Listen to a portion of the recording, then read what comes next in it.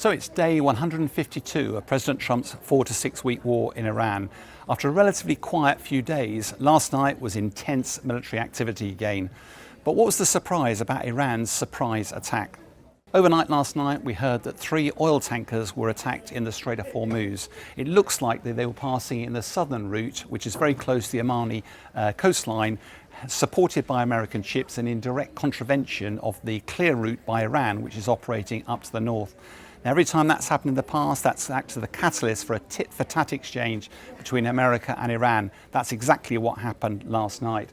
As a result of that, America attacked a series of military targets around the Strait of Hormuz, deliberately designed to try to reduce Iran's ability to strike back and to strike commercial shipping. Meanwhile, the Iranians, in response to those attacks, therefore targeted the region, went across and targeted American forces in Jordan with a series of ballistic missile strikes. Now, Central Command have said that all of those ballistic missiles were intercepted. The challenge, of course, is that what's actually happening here is that there's a regional conflict that's expanding well beyond the boundaries of Iran. There are a number of Iranian-backed militia groups operating in Iraq. Some of them have been attacking American facilities and Saudi Arabian oil facilities. There have been 30 drone attacks in the last 72 hours. Central Command announced that there have been a number of attacks into Iraq, targeting military facilities there.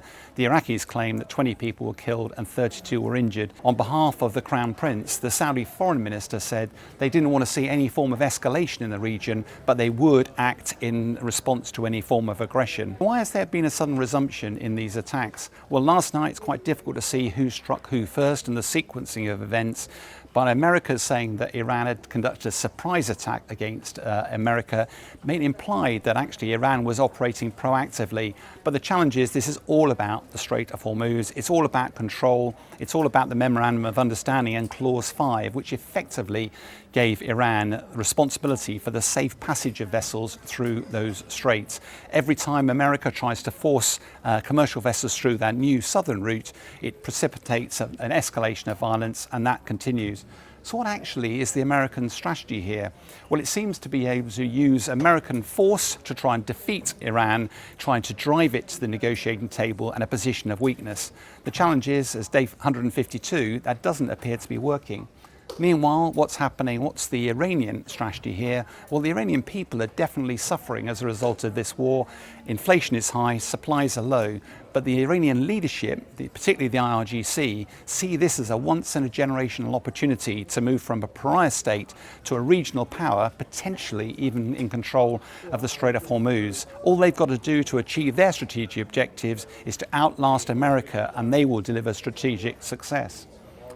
So, of course, where does this leave us in the whole process? Well, when President Trump first started this war, he announced it would be a 4 to 6 week war, and the much anticipated and crucial midterm elections in America were many, many months away. However, we're now day 152 of the war. There's less than 100 days left before those elections. Crucially, America does not like this war in Iran. President Trump's personal popularity has dropped. This is not the legacy that either President Trump or the Republican Party would have anticipated.